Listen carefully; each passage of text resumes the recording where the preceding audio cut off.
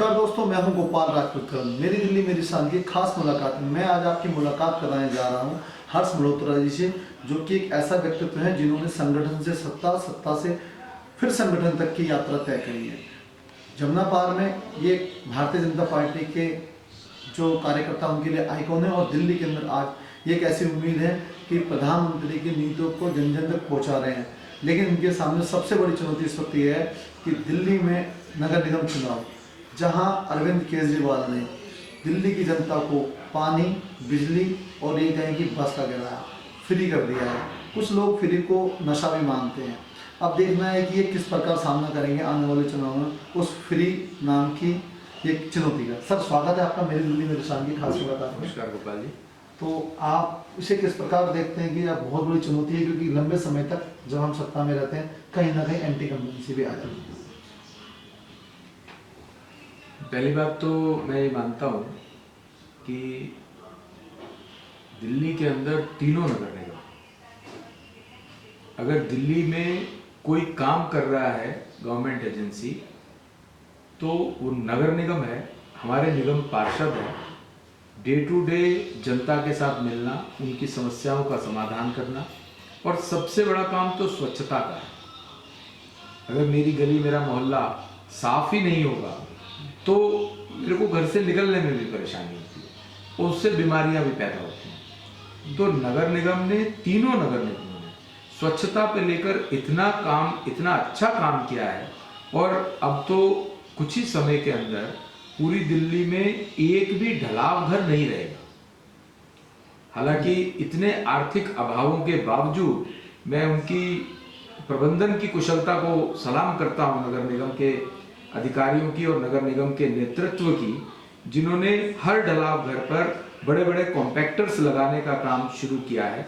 और पूर्वी दिल्ली में अगर 38 कॉम्पैक्टर्स लगने हैं तो 18 लग गए, और 38 लगने के बाद जो वहां पर 70-75 ढलाव घर थे वो सब खत्म हो जाएंगे, और कूड़ा दिखना, जो गलियों से कूड़ा उठा करके ढलाव पे रखा जाता था, वहां से उठ के दूसरी डंपिंग साइट्स पे जाता था, तो उन ढलाव घर पर अब केवल बड़ी मशीन होगी, जहां पर कूड़ा उस मशीन में जाएगा, वो 10 गुना कॉम्पैक्ट हो जाएगा, 10 गुना छोटा हो जाएगा, और उससे जो बड़ी डंपिंग साइट्स हैं उन पे भी लोड कम पड़ेगा। ये बहुत बड़ा काम आर्थिक अभावों के बावजूद भी तीनों निगमों ने करके दिखाया है। सर, टैक्स भी लिए जाते हैं और निगम के अंदर अधिकारी भी ज़्यादा हैं, फिर भी कहीं ना कहीं ये निगम घाटे में रहता है। जबकि आपके टाइम में मैंने देखा था कि लोग स्वास्थ्य के क्षेत्र में आपने बहुत काम किए जब थे, तो उसको आप किस प्रकार? एक बात समझनी पड़ेगी, पूरे विश्व में जो भी स्थानीय निकाय है, म्युनिसिपैलिटीज हैं, नगर निगम है, ये कहीं भी प्रॉफिट मेकिंग बॉडी नहीं है। इनसे उम्मीद नहीं की जाती, और ना ही लीगली ना मॉरली, कि ये जनता के टैक्स के पैसे से निगम चलाएंगे। जी, टैक्स 90% ऑफ द टैक्स जो है वो राज्य का, वो राज्य सरकार के पास जाता है।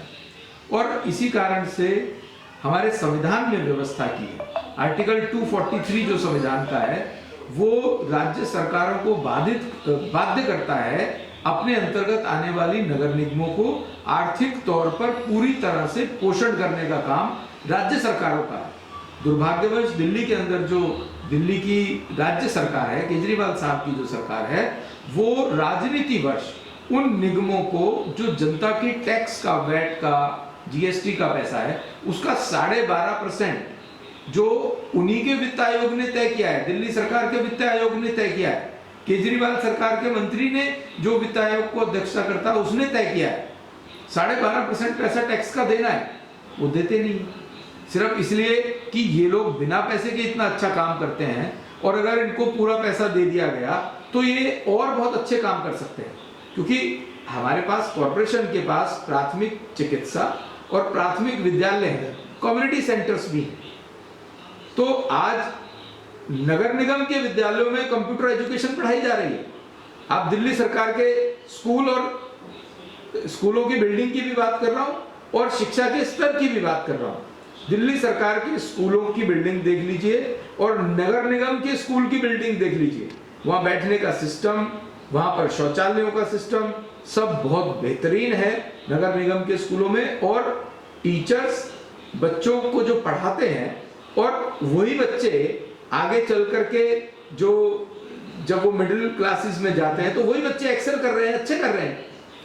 सिर्फ बिल्डिंग, एक दो बिल्डिंग बहुत बढ़िया हो जाए और उसी को आप शोकेस करते रहोगे, सिर्फ एडवर्टीजमेंट में अपना चेहरा चमकाने से काम नहीं चलता है। सर एक चीज़ है बड़ी महत्वपूर्ण कि आज जेब में लोगों के पैसा नहीं है, आप जैसे अब जानते हैं निगम में आप बच्चों को पढ़ा देते हैं, उसके बाद लोग मूव करते हैं निजी स्कूलों की ओर। तो जबकि दिल्ली सरकार के जो स्कूल है उनका मोरल आप समझते हो बच्चों का कैसा है, तो ऐसा क्या करना चाहिए दिल्ली सरकार को, या आप आने वाले टाइम में कोई ऐसा मॉडल ला सकते हैं कि लोग आर्थिक स्थिति भी लोगों की ठीक ठाक रहे और बच्चे सरकार की तरफ मुड़े?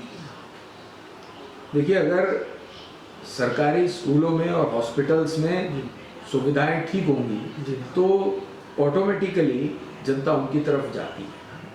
पर दुर्भाग्यवश दिल्ली की जो केजरीवाल साहब की सरकार है वो सिर्फ और सिर्फ सोशल मीडिया पर और एडवर्टाइजमेंट पर ही जोड़ देते हैं। उनके स्कूलों में शिक्षा का स्तर, और मैं तो स्कूल की बिल्डिंग्स की भी बात करता हूँ, दिल्ली सरकार के स्कूल की बिल्डिंग्स का बहुत बुरा हाल है।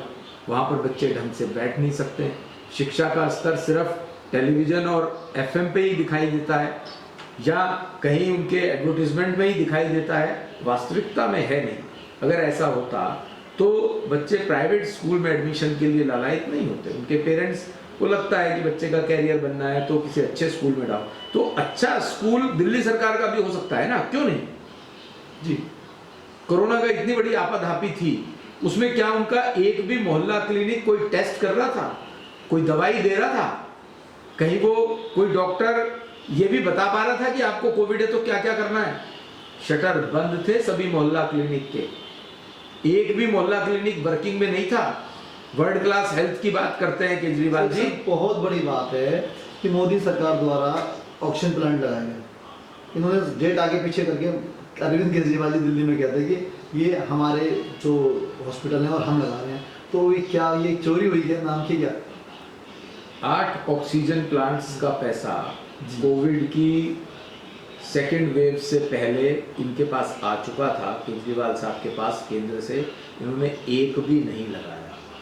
अगर इन्होंने oxygen plant 8 oxygen plants Delhi के हॉस्पिटल्स में लग गए होते तो ये जो ऑक्सीजन की कमी इन्होंने पैदा करी, मैं समझता हूँ केजरीवाल जी इसके लिए बहुत बड़े गुनाहगार हैं।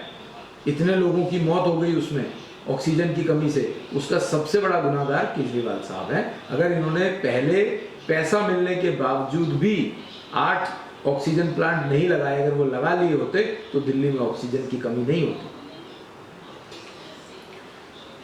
सीधा सीधा हर्ष मल्होत्रा जी ने कहा है कि दिल्ली में जो मौतें हुई हैं अरविंद केजरीवाल जी की लापरवाही की वजह से हुई हैं। अगर वो प्लांट समय पे लग गए होते, लोगों को सुविधा मिल गई होती, तो आज हजारों लोगों की जान बच सकती थी।